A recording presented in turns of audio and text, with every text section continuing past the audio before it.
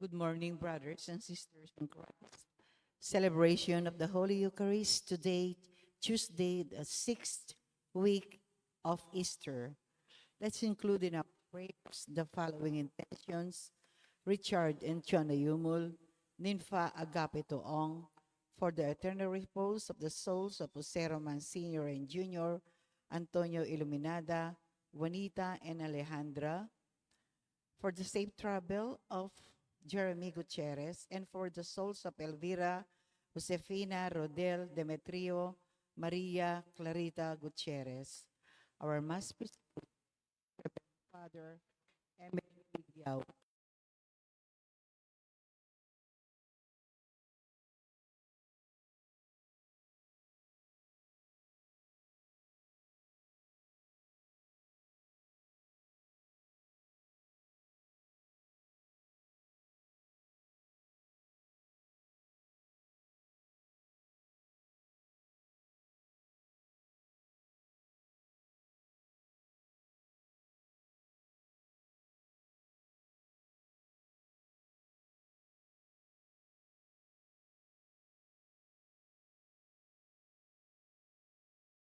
Let's all rise and glorify the Lord by singing our entrance hymn. Sinubli ang mebye, ale, aleluya. Sinubli ang mebye, aleluya. Sinubli ang mebye, aleluya. Hallelujah, Hallelujah. hallelujah. In the name of the Father, the Son, the Holy Spirit, Amen. the Lord be with you. And with your spirit. Let us now call to mind our sins and ask the Lord for his pardon and for his strength. You were sent to heal the contrite of heart. Lord, have mercy. Lord, have You mercy. came to call sinners. Christ, have mercy. Christ, have mercy. You are seated at the right hand of the Father to intercede for us. Lord, have mercy. Lord, have May mercy. Almighty God have mercy on us, forgive us our sins, and bring us to life everlasting. Amen. Let us pray. Grant, Almighty and merciful God, that we may in truth receive a share in the resurrection of Christ, your Son, who lives and reigns with you in the unity of the Holy Spirit, one God, forever and ever. Amen. Amen.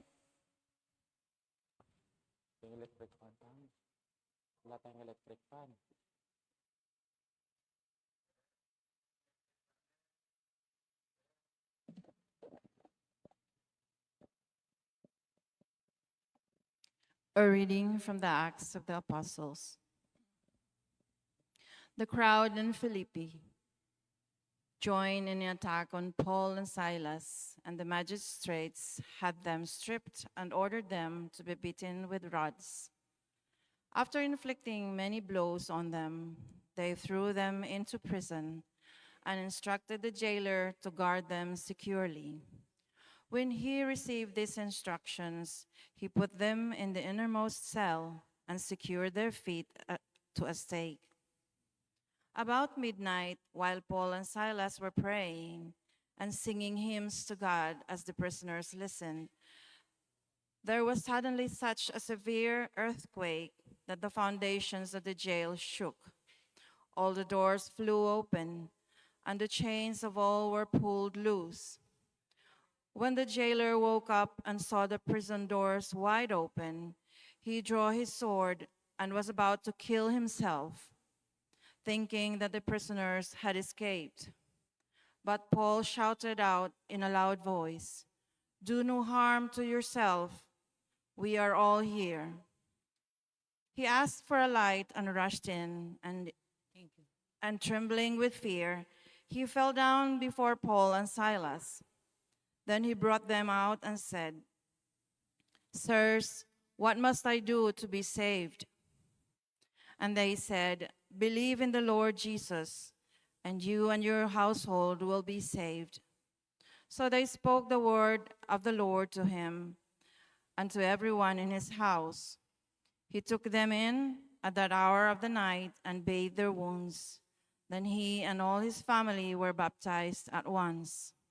He brought them up into his house and provided a meal, and with his household rejoiced at having come to faith in God. The word of the Lord. Thanks be to God. Let our response be, Your right hand saves me, O Lord. Your right hand saves me, O Lord. I will give thanks to you, O Lord, with all my heart, for you have heard the words of my mouth. In the presence of the angels, I will sing your praise. I will worship at your temple and give thanks to your name. Your right hand saves me, O Lord. Because of your kindness and your truth, you have made great above all things your name and your promise. When I called, you answered me. You built up strength within me. Your right hand saves me, O Lord. Your,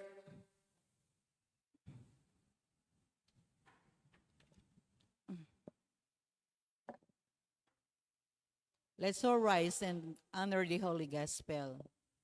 Alleluia. Alleluia. Alleluia. Alleluia. all together, please. I will send to you the Spirit of truth, says the Lord. He will guide you to all truth. Alleluia. Alleluia. Alleluia. Alleluia. The Lord be with you. And with your spirit, A reading from the Holy Gospel according to John. glory to you, O Lord. Now Jesus said to his disciples, Now I am going to the one who sent me, and not one of you asked me, Where are you going? But because I told you this, grief has filled your hearts. But I tell you the truth, it is better for you that I go. For if I do not go, the advocate will not come to you. But if I go, I will send him to you. And when he comes, he will convict the world in regard to sin and righteousness and condemnation. Sin, because they do not believe in me. Righteousness, because I am going to the Father, and you will no longer see me. Condemnation, because of the Lord of this world as being condemned. The gospel of our salvation. Praise to you, Praise O the Lord Lord Jesus Jesus Christ. Christ. Good morning po sa inyong lahat. Good morning po, Mamong. Okay. Sanay po tayong nakakakita na umaalis. Pag may umaalis, tayo po'y nalulungkot. For example, aalis papuntang abroad. O kaya aalis kasi mayroon siyang lakad. O kaya aalis at hindi natin siya o matagal natin siyang makita ulit. Ang gospel po natin ngayon ay tungkol sa pag-alis ng ating Panginoon. At ang mga kanyang apostol, sila ay nalulungkot. Pero sa pag-alis ng Panginoon, siya ay nangako. At ano yung kanyang pangako? Hindi lang siya aalis para siya ay hindi na makita, kundi siya ay aalis para siya ay makita. Malamo, isto na. Aalis siya para hindi siya makita, pero aalis siya para siya ay makita. Bakit? Kasi sa gospel natin, ang sinasabi ng ating Panginoon, kung hindi siya alis, hindi darating yung kanyang advocate. Ano kasi yung ibig sabihin ng advocate na diniscuss natin last Sunday? The coming of the Holy Spirit. At ang Holy Spirit na ito, anong gagawin niya sa atin? Hindi lang po siya darating para makita natin siya, o hindi natin makita kasi Espiritu siya. Hindi siya darating na nandyan lang siya, kundi darating siya para gabayan tayo. Kayo ho ba ay nagpapagabay pa sa Banal na Espiritu o nagpapagabay na tayo sa masamang espiritu? No? Kaya po sa gospel natin, ang sinabi ng ating Panginoon, no, I will send to you my advocate for you to know the truth. Para malaman natin ang katotohanan. Bakit kailangan natin malaman yung katotohanan? Kasi ang sabi niya dito, you will know righteousness because I'm going to the Father. You will know, the sin, because the sin will condemn you. And you will know condemnation because the Lord of the world as being condemned. Kaya ang banal na espiritong ito ay hindi lang isang espiritu na nandyan, kundi ito ay espiritu na tayo ay ginagabayan niya. Lalong-lalo na sa ating pananampalataya sa ating Panginoong Yesukristo. Ang ganda ng first reading natin, no? Bakit? Isang babae ang ginabayan ng Banal na Espiritu habang siya ay nakikinig sa pangaral ni San Pablo. Katanong pangalan ng babae. Nalagyunit ang babaeng dimdam tamo. Iapolidya. Si Lydia. No? Na-convert siya. Dahil nadama niya ang presensya ng banal na Espiritu sa pangaral ni San Pablo. At hindi lang siya ang na-convert, pati buong household niya. No? Siguro sa atin din, sa buhay natin bilang isang Kristiyano, hindi lang tayo sana ang nagagabayan ng banal na Espiritu, pati buong sambayanan natin nagagabayan ng banal na Espiritu. Nakakalungkot, no? Minsan tayo nagsisimba, pero some members of our household, hindi naman. No? Kaya yung apostolate natin, hindi lang po para sa sarili natin, kundi ang apostolate din natin ay kung paano ang inyong sambayanan ay matanggap din nila ang Banal na Espiritu para malaman nila ang katotohanan. Minsan po, dun sa langit, may namatay at yung asawa namatay din. Tapos sabi ni San Pedro, hindi ka pwede dito. Na pumasok sa langit kasi hindi ka nagsisimba. Sabi po nung asawa, yung asawa ko po nagsisimba. Hindi naman niya po ako sinasama sa pagsisimba. Alam mo nangyari, silang dalawang mag-asawa nahulog sa impyerno. Kasi akala natin ang kaligtasan ay sa atin lang. Hindi. Kundi ang kaligtasan, ito ay kung paano din natin isama yung iba para sa kaligtasan. Kaya tandaan natin, ito ang mundo ngayon eh. Ang mundo ngayon ay, nananatili ang kasalanan. Nananatili ang hindi matuwid. Especially kagabi, no? Grabe Pilipinas, puro problema. Jesus. As in nagbibigay ng problema, hindi tayo. Tayo nabubuhay tayo ng tahimik, pero yung mga leaders na binoto natin, ayun, sila ang nagkakagulo. Kaya susunod pag po tayo ay bumoto ng kandidato, mag-isip-isip naman tayo. Ang pinag-usapan dito, hindi po yung future natin, future ng mga anak ninyo, tayo matatanda na. No? Kakaya Pilipinas. Tapos mayroon pang Asian Summit sa Cebu. Tapos sa Manila, gulo-gulo. Diba?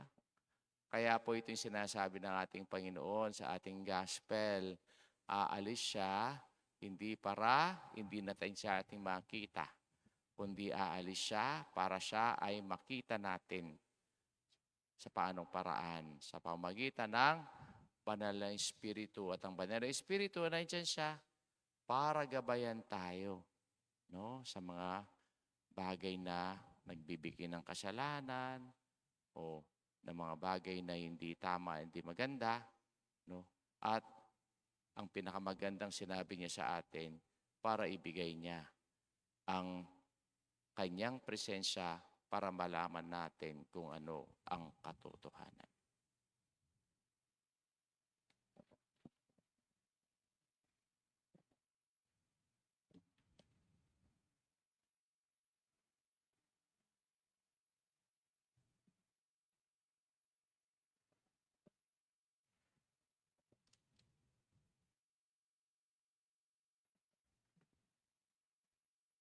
The Holy Spirit completes the mission of the risen Christ.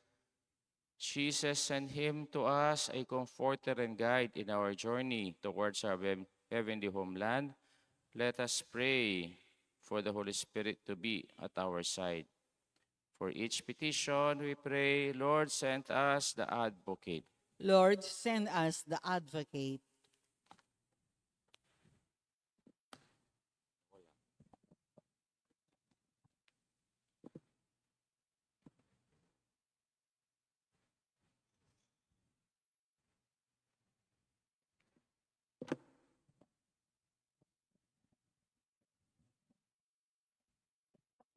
That the Holy Spirit may convince the world concerning sin, that Jesus died to save us from sin, and that we are no longer slaves of sin. We pray. Lord, send us the advocate.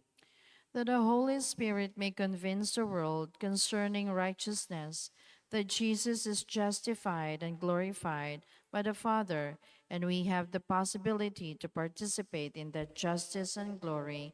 We pray. Lord, send us the Lord, send advocate. forth your Spirit. That the Holy Spirit may convince the world concerning judgment, that by the death and resurrection of Jesus, we are spared from the judgment reserved from the beginning for Satan, the ruler of this world. We pray. Lord, Lord, send send us the advocate. That we may not miss the presence of the Lord Jesus, for his Spirit is dwelling in us and is interceding for us. We pray. Lord, send us the advocate. That the Spirit who raised Jesus from the dead give eternal life to our dear departed brothers and sisters. We pray. Lord, send us the advocate. For the thanksgiving and special intentions of Richard and John Ayomol ni Pang-agapi Toong, for the souls of Jose, Antonio, Roman Sr. Jr., Juanita, Riandra, and Juanita, let us pray to the Lord. Lord, send us the advocate. Now pray for our personal intention.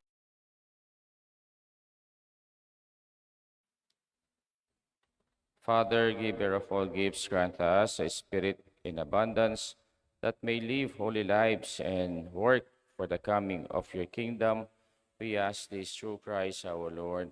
Amen. Kunin mo, Diyos, at tanggapin mo ang aming kalayaan, ang aming kasuban, ang isip at punita ko. Lahat ng hawak ko, lahat ng loob ko, lahat ay aking alay sa iyo. In Diyos, bless are you, Lord, the Sa the iyo goodness we have to ang spread over. lahat ng ito, muli kong handog sa iyo. Patnubayan mo't pag-ari ang lahat ayon sa kalooban mo. Magutos ka, Panginoon ko, daglit at alima ako. Ipagkaloob mo lamang ang pag-ibig mo ang lahat tatalikdan ko. Pray, my brothers and sisters, that my sacrifice and yours may be acceptable to God, the Almighty Father. May That the Lord accept this accept the sacrifice sacrifice at at your hands for the praise and glory of His name, for for our our good good and and the good good of of His all His holy holy church. church. Grant, Almighty and merciful God, that we may, in truth, that we may always find delight in the Paschal mysteries, so that the renewal constantly at work within us may be the cause of our unending joy. We ask this through Christ our Lord. Amen. The Lord be with you. And with your spirit, Lift up your hearts. we lift them up to the Let Lord. us give thanks to the Lord our God. It is right and It's just. truly right and just, our duty and our salvation at all times, so claim you, O Lord. But in this time, above all, to laud you more gloriously when Christ our Passover has been sacrificed. For with the old order destroyed, a universe cast down is renewed, and integrity of life is restored to us in Christ.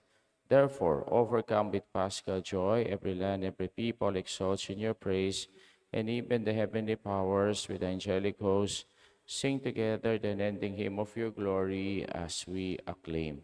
Holy, Holy, holy, holy, holy Lord God of hosts, heaven heaven and earth are full of your glory. Hosanna in the and highest. blessed Blessed is is he who comes in the name of the Lord. Hosanna in the highest. You are indeed holy, O Lord, the fount of all holiness. Make holy, therefore, these gifts, we pray, by sending down your Spirit upon them like the dewfall, so that they may become for us the body and blood of our Lord Jesus Christ.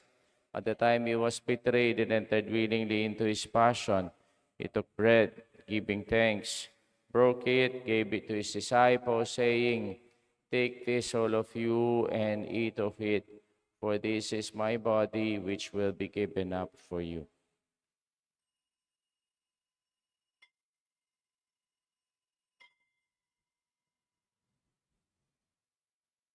In a similar way, when supper was ended, he took the chalice, and once more giving thanks, gave it to his disciples, saying, "Take this, all of you, and drink from it.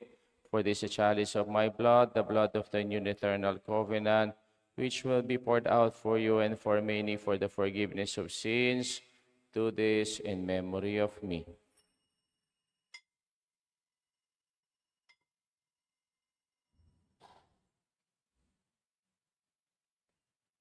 The mystery of faith. when we proclaim your death, O Lord, Lord, until you come again. Therefore, as we celebrate the memorial of his death and resurrection, we offer you, Lord, the bread of life and the chalice of salvation, giving thanks that you held us worthy to be in your presence and minister to you. Humbly we pray that partaking of the body and blood of Christ may be gathered into one by the Holy Spirit. Remember, Lord, your church is spread throughout the world and bring her to the fullness of charity. Together with Leo, our Pope, Florentino, our Bishop, and all the clergy, remember also our brothers and sisters who have fallen asleep in the hope of the resurrection, and all who have died in your mercy, welcome them into the light of your face. Have mercy on us all, we pray, that with the Blessed Virgin Mary, Mother of God, with Saint Joseph, her spouse, with all the saints who have pleased you throughout the ages, we may merit to be co-heirs of eternal life, and may praise and glorify you through your Son, Jesus Christ. Through him, with him, and in him, O God Almighty Father, in the unity of the Holy Spirit, all glory and honor is yours forever and ever. Amen. Amen. Amen. Let us now pray the Lord's Prayer. Our Father, who art in heaven, hallowed be thy name. Thy kingdom come, thy will be done on earth as it is in heaven. Give us this day our daily bread, and forgive us our trespasses, as we forgive those who trespass against us.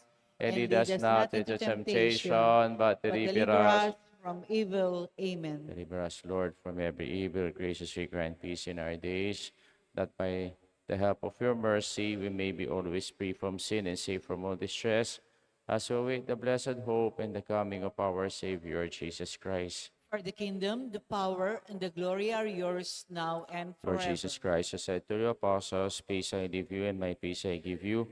Look not on our sins, but on the faith of your church, and graciously grant her peace and unity in accordance with your will, who live and reign forever and ever. The peace of the Lord be with you always. Let us now offer each other the sign of peace. Kapayapan po kay kayungan, kapayapan po. Lamb of God, God, you take away the sins of the world.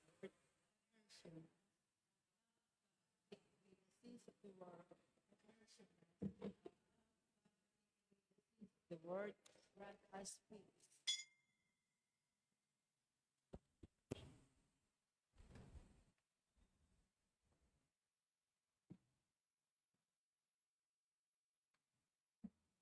behold the Lamb of God, behold him who takes away the sins of the world. Blessed are those who go to the supper of the Lamb.